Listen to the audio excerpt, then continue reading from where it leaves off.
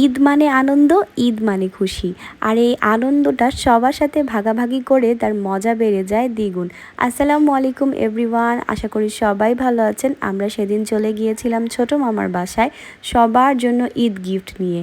আর see you baby তো প্রথমবার Eid gift দিল তার মামাদেরকে, তারও অনেক বেশি ভালো লেগেছে সবার সাথে কথা বলে। তার ছোট ছোট মামাদেরকে পেয়ে তার অনেক বেশি ভালো লেগেছে। আর মামিরা তো একেবারে সারপ্রাইজড হয়ে গিয়েছিল, কারণ আমরা কাউকেই কিছু বলিনি, হুট করেই চলে গিয়েছিলাম। এ হচ্ছে আমার নানু, আর নানুর কাছ থেকে অনেক অনেক দোয়া পেলাম। আপনারা সবাই আমার নানুর জন্য দোয়া করবেন, আল্লাহ যাতে ওনাকে নেক হায়াত দান করে, সবসময় সুস্থ রাখেন। এখানে আমার দুই মামি লেগে পড়েছে রান্নাবান্নার কাজে। হুটহাট করেই আসলে না বলে যাওয়ার কারণে একটু প্রেশার পড়ে গিয়েছিল। এখানে নাস্তা রেডি করা হয়েছে, আমরা নাস্তা অলরেডি করে ফেলেছি। নাস্তাও করেছি আমরা আফটার ইফতার, মানে ইফতারের পরে গিয়েছিলাম। আর মামি অনেক বেশি বকাবকি করেছে যে না বলে কেন গিয়েছি।